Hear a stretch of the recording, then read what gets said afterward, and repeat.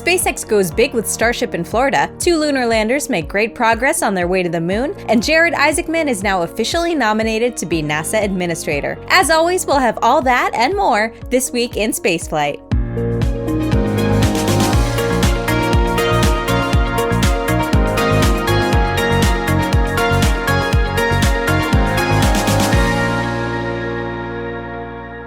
Last week, 2 lunar landers, Firefly's Blue Ghost and iSpace's Hakuto-R, launched together from Earth, headed toward our celestial neighbor, the Moon. Since then, the 2 spacecraft have begun their in-space operations, completing different critical milestones as part of each of their missions. Let's begin with Firefly's Blue Ghost lander. This was the first to separate from its Falcon 9 rocket after launch, and soon thereafter, it successfully made contact with Firefly's ground control. The lander later completed a series of health checks and oriented itself to point its solar panels toward the sun to recharge its batteries. One of the most important post-deployment steps, though, was on-orbit testing of the spacecraft's propulsion system. Without this working, it can't even get to the moon, let alone land on it. Blue Ghost is currently still in a highly elliptical orbit around the Earth, and it'll need this propulsion system to perform a series of orbit-raising burns that get the lander close to the moon. Ahead of the first of these burns, Firefly commanded the lander to fire its main engine and attitude control thrusters to check the health of the propulsion system. This burn went successfully and allowed controllers to better understand and calibrate this system ahead of the first orbit-raising burn. During its stay in this highly elliptical orbit around Earth, Blue Ghost has also powered up all of its payloads and even started commanding some of them so that engineers can start receiving data. As of recording, all of them are healthy and at least 6 of them are currently sending data. Blue Ghost is scheduled to remain in this orbit around the Earth for 25 days post-launch, after which it'll perform a final orbit-raising burn that will put it on a 4-day transit trajectory towards the moon. Once there, it'll enter lunar orbit and operate for about 2 weeks around the moon, after which it'll initiate its landing, still scheduled for March 2nd. As for iSpace's Hakuto-R, its landing will take a little longer. While it is the first time in space for Blue Ghost, this is the second time that a Hakuto-R lander has flown in orbit, so iSpace already has some experience with this part. The company has divided the lander's mission into multiple milestone successes, with the first 2 relating to launch preparations and the deployment of the lander in orbit. The third of these milestones involves the establishment of stable communications between the spacecraft and the ground, and the change of its attitude to a power-positive one where the batteries can be recharged. Now, this sounds a lot like what we just outlined for Blue Ghost. Well, let's just say this is the bare minimum that all spacecraft have to do after being deployed from their rockets. iSpace confirmed shortly after the launch that the spacecraft had indeed achieved this third milestone, and it was time for the fourth, which, as you can probably guess, was testing and checking its propulsion systems with a small 15-second burn at about 250,000 kilometers from Earth, which it also did successfully. Very much like Blue Ghost, Hakuto-R is also in a highly elliptical orbit around the Earth, but its trip to the moon is just a bit different. The burn that it just performed changed its orbit around our planet just enough to make it fly by the moon in a few weeks, which will mark the next milestone for the lander. This flyby will alter the lander's orbit, making it fly out to 1.1 million kilometers away from the Earth at its furthest point. On its way back, the lander will once again approach the moon, but this time at a lower speed, allowing it to use less propellant, so that it can be captured by the moon's gravity. This type of trajectory is what's called a low-energy transfer orbit, and while it might sound complex, it actually saves a lot of propellant for the lander. This whole process will take from 4 to 5 months, though, so we will have to wait just a bit until it's time for that landing. Down here on Earth, China continues its efforts to develop a reusable rocket. There are many companies and organizations within the country attempting this, most of them typically flying a suborbital hop demonstrator to aid in the development. That was the case this week for the Shanghai Academy of Spaceflight Technology, which performed a hop test of one of its vertical takeoff, vertical landing vehicles.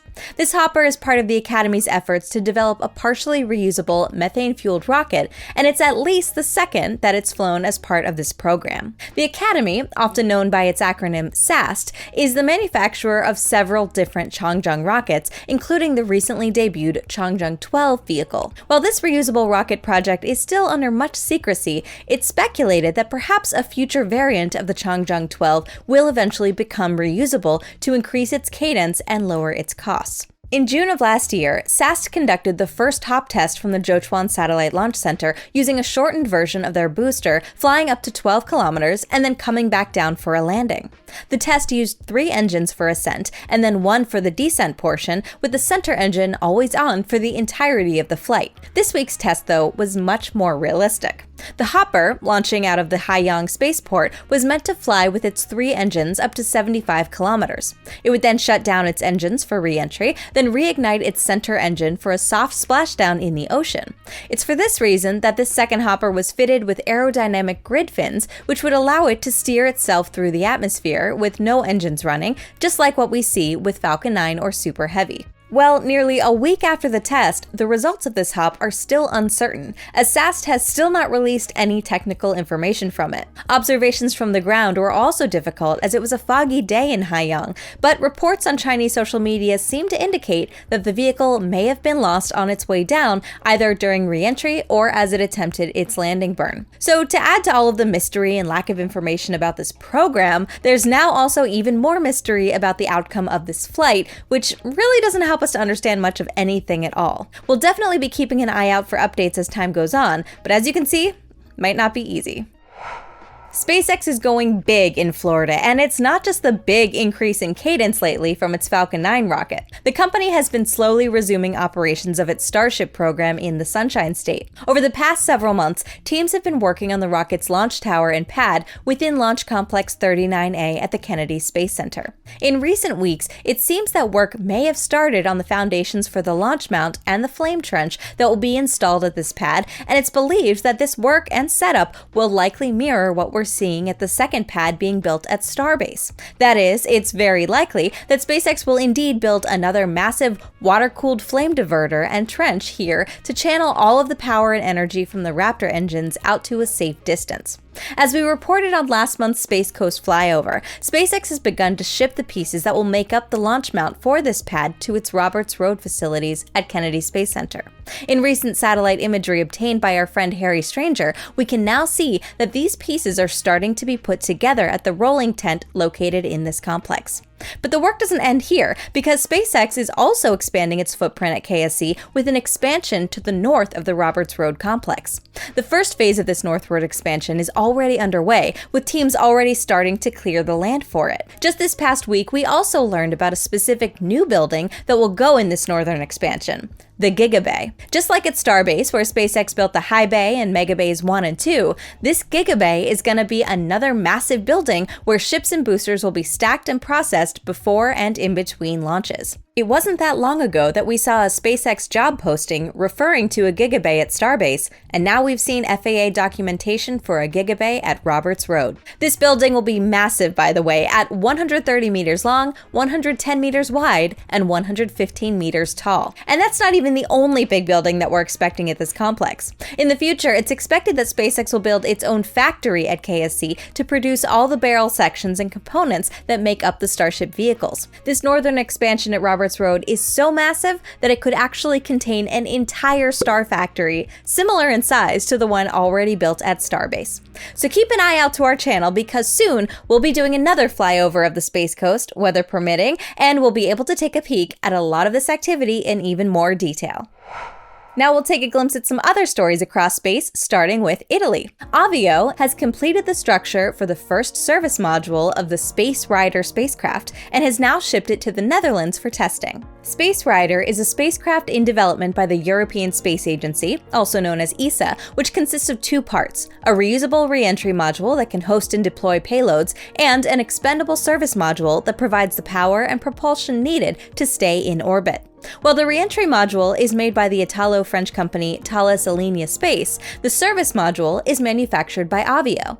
This service module is a modified version of the company's Avum Plus stage that's normally flown as the 4th stage of the Vega C rocket. For Space Rider, it's been upgraded with a life extension kit, which includes solar panels and other systems that allow it to provide power and propulsion to the re-entry module in orbit for up to 3 months. The structure for the first of these service modules will soon begin testing at ESA's facilities in the Netherlands, where engineers will qualify it through a series of vibration, shock, and acoustic tests to make sure that it can endure the load seen during launch and on-orbit operations. Last year, SpaceX announced that it would move its Dragon recovery operations from the US East Coast in Florida out to the US West Coast in California. This week, the company's Dragon recovery vessel, Shannon, finally arrived at its new home at the Port of Long Beach. After departing Port Canaveral on December 23rd, Shannon made the long trip out to the West Coast, sailing south to the Panama Canal and out to the Pacific Ocean. Its arrival marks the start of this transition of Dragon recovery operations to California, as announced by the company. It was in fact in California where SpaceX started its Dragon recovery operations in 2010 and continued until 2020. Back then, the company was flying the Dragon 1 spacecraft, which made its re-entry over the Pacific Ocean and discarded its trunk after deorbit burn. With Dragon 2, the company moved these operations to Florida, where it would be closer to the processing and launch facilities. But this also involved leaving the spacecraft's trunk in orbit before performing its deorbit burn, something that eventually led to several uncontrolled re-entries over populated areas, with a few big pieces of debris reaching the ground. It's for that reason that these operations are now moving back to California. This way, SpaceX can detach Dragon's trunk after the deorbit burn, and any remains will just hit the Pacific Ocean. This week, the United States saw some unusually cold weather in the south, leading to quite a bit of snow in places where it's usually pretty rare. Looking at satellite images from space, we can see the extent of this snowstorm, which covered portions of southeast Texas, Louisiana, Mississippi, Alabama, Georgia, Florida, and the Carolinas. It's actually thanks to satellites like these that officials were able to predict this kind of weather in advance and issue, for the first time, a blizzard warning in the Gulf Coast. Now, it's worth mentioning, of course, that these places have seen snow before. It's just really rare for this to happen, and especially in this magnitude, with some places even seeing record amounts of snow. It's just another reminder how space-based Earth observations can help to keep us safe every day thanks to modern technology. And speaking of space-based Earth observation keeping us safe, this week, Rocket Lab announced that it signed a contract with Aurora Technologies to launch 8 of the company's wildfire monitoring satellites at quick notice into low Earth orbit. Aurora is a German company which aims to deploy a constellation of satellites fitted with infrared cameras that can help track wildfires from their start and better aid in the fight against them before they become uncontrollable. With increased data that's received faster and earlier, first responders will have greater effectiveness against wildfires. This has become increasingly important as of late, in particular with regard to the recent wildfires in California, which have devastated large areas of the state. According to Rocket Lab, this launch should happen in the next few months, and the satellites should be up in orbit and ready to operate ahead of the summer season. Asteroid mining company Astroforge has shipped its satellite Odin to the Kennedy Space Center for launch. Odin is the company's first large-scale spacecraft and is set to be launched next month on board a Falcon 9 rocket as a rideshare on the Intuitive Machines 2 mission. This spacecraft will be a test spacecraft used to perform a flyby of a near-Earth asteroid. Odin will then image this asteroid in detail in preparation for a future lander mission that will demonstrate the mining and extraction of materials out of the asteroid. This first mission will also allow the company to test the ability to maneuver a spacecraft in deep space while also achieving a successful encounter with another deep space object. Astroforge has already tested some of the spacecraft systems on Earth in a peculiar way. For example, this image shows the rig used to test the spacecraft's long-range imagers, but using birds. The company said, quote, "If we can photograph a bird flying around 50 miles per hour, we can definitely capture an asteroid moving at nearly 1,000 times that speed." And speaking of companies shipping their satellites to Florida, this week Amazon shipped the first operational Kuiper satellites to the Kennedy Space Center, at least according to Rajiv Bajwal, Vice President of Technology at Project Kuiper. The company launched 2 Kuiper prototype satellites in 2023 on board an Atlas V rocket, but not much is known about their progress since. Kuiper is Amazon's own internet satellite constellation, set to have thousands of satellites in orbit, providing internet services to government, non-government, and other users down on the ground, very similar to SpaceX's Starlink constellation. Amazon originally planned the operational deployment of Kuiper in 2023, but it was delayed to the first half of 2024, and then to the second half of 2024, and now it's pretty obvious that it's not happening until sometime this year at the earliest. With these first satellites heading to their launch site, though, things are starting to feel a bit more real for Kuiper, but Amazon will really need to up its game if it hopes to compete with the likes of Starlink or OneWeb. This week, U.S. President Donald Trump was sworn in as the 47th President of the United States. And with a new presidential administration comes a new NASA administrator. Bill Nelson and Pamela Melroy, who were NASA Administrator and NASA Deputy Administrator until January 20th, have now departed the agency. Ahead of their departure, the outgoing Biden administration designated Jim Free as acting administrator of NASA. Free has been NASA's associate administrator for a few years now, and it's been usual in recent administrations for the person in this role to take the place of acting administrator, at least until a new administrator has been sworn in. However, shortly after the Trump administration started, the White House changed this designation and instead gave the position of NASA acting administrator to the director of the Kennedy Space Center, Janet Petro. Petro has been at the agency for a few decades, and in 2021 she was appointed center director at KSC by Bill Nelson. Along with this adjustment, Trump also made official his nomination of Jared Isaacman for NASA Administrator as announced last month. He's now the president with the shortest time taken to nominate a NASA administrator, after also being the president that took the longest time, over 8 months, to nominate Jim Bridenstine for the position during his first term. Isaacman will now need to be confirmed by the Senate before officially becoming administrator, but no date for the confirmation hearing has been announced yet.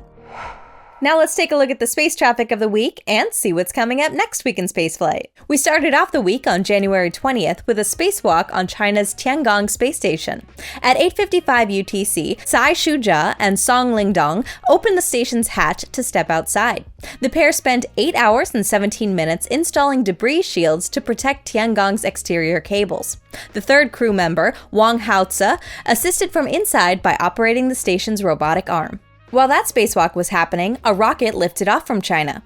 Galactic Energy's Series 1 took off from Zhochuan at 10:11 Universal Time on a mission called On Your Shoulders. The payloads on this flight were 4 weather satellites for Yunyao Aerospace and 1 optical Earth observation satellite for, among other things, environmental monitoring and forest management. Series 1 delivered the 5 payloads into a sun-synchronous orbit. The next day, a Falcon 9 lifted off from the Kennedy Space Center for a Starlink mission. Liftoff occurred on January 21st at 5:24 UTC. Falcon carried 21 Starlink V2 mini satellites, but it was later observed from the ground that the rocket may have placed 23 satellites into low Earth orbit. These 2 extra passengers might have been a pair of Starship satellites, which SpaceX developed for national security purposes. However, we can't be sure without official confirmation. This was the first mission of Starlink Group 13, and a new group usually means that something is different compared to the others, even if SpaceX doesn't tell us what that difference is. Except for the 2 unknown satellites, this mission was very similar to launches for Starlink Group 6. After delivering the satellites into orbit, booster B-1083 ended its 8th mission by successfully landing on the deck of SpaceX's drone ship, a shortfall of Gravitas. Later that day, we had another Starlink mission from the other side of the country. On January 21st at 15:54 Universal Time, Falcon 9 lifted off from Vandenberg Space Force Base in California, carrying 27 Starlink V2 mini satellites into low Earth orbit. This is the largest number of V2 mini satellites that SpaceX has launched on a single mission, which most likely means that this was a batch of the optimized V2 minis. The company recently revealed that Falcon 9 can carry up to 29 of these satellites, so this record might be broken again soon. The booster flying this mission was B-1082, which flew for the 10th time. It successfully landed on drone ship Of Course I Still Love You. On January 23rd, we had another launch from China. At 5:15 UTC, a Changzheng 6A lifted off from the Taiwan Satellite Launch Center, carrying a batch of 18 satellites into low Earth orbit for the Qianfan constellation. This constellation of internet satellites is also known as G60 or Space Sail. The first version of this constellation will consist of nearly 1,300 satellites by 2027, but there are plans to expand to a massive 12,000 satellites. This week's launch brought the total number of satellites launched to 72, and even though it was marked as Group 6, it was only the 4th batch of satellites. Seemingly, Group 4 and 5 have been delayed for an unknown reason. Later that day, a Changzheng 3B took off from Launch Complex 2 at the Xichang Satellite Launch Center, delivering a satellite into geostationary transfer orbit. We don't know much about the satellite, other than that its purpose is apparently to test communication technology.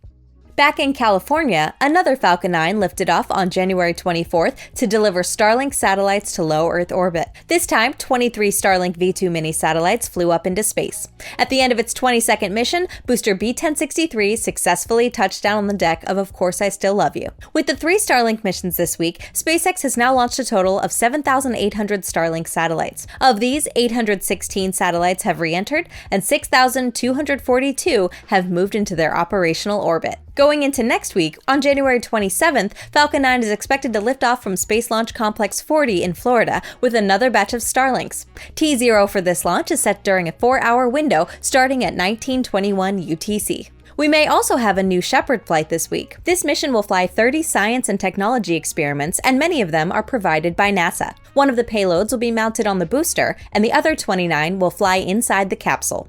What's special about this mission is that Blue Origin plans to spin the capsule at 11 revolutions per minute to simulate lunar gravity. The window for this flight opens at 1600 Universal Time on January 26th. For the next mission, we'll go to the other side of the world as a Geosynchronous Satellite Launch Vehicle, or GSLV, is set to lift off from the Satish Dhawan Space Center in India on January 29th at 53 minutes past midnight UTC. The payload is a regional navigation satellite for the Indian subcontinent that will be delivered into a geostationary transfer orbit. Back in the US, another Falcon 9 is scheduled to launch from Florida. The payload on this mission is the SpainSat NG-1, which is a Spanish satellite for government and military communications. Falcon is expected to lift off on January 29th at 3:34 Universal Time to carry this satellite into a geostationary transfer orbit. The next day, Falcon 9 is set to take to the skies from Cape Canaveral to deliver another batch of Starlink satellites into low Earth orbit. Liftoff is scheduled on January 30th during a 4-hour window starting at 10:44 Universal Time. And wrapping up the week, we'll have a spacewalk on the International Space Station. This one was originally planned for January 23rd, but it was postponed to January 30th, starting at 1300 UTC. The spacewalkers will be Butch Wilmore and Sunny Williams. NASA's really putting the Starliner astronauts to work while they're up there. During the 6.5-hour extravehicular activity, the astronauts will remove a radio antenna from the station's truss, prepare a spare part for the Canadarm in case it ever needs a joint replaced, and collect some samples from the station's exterior to test whether any microorganisms have decided to call it home. And that's your weekly update of spaceflight news. I'm Elysia Segal for NSF, and we'll see you all again next week to recap this week in spaceflight.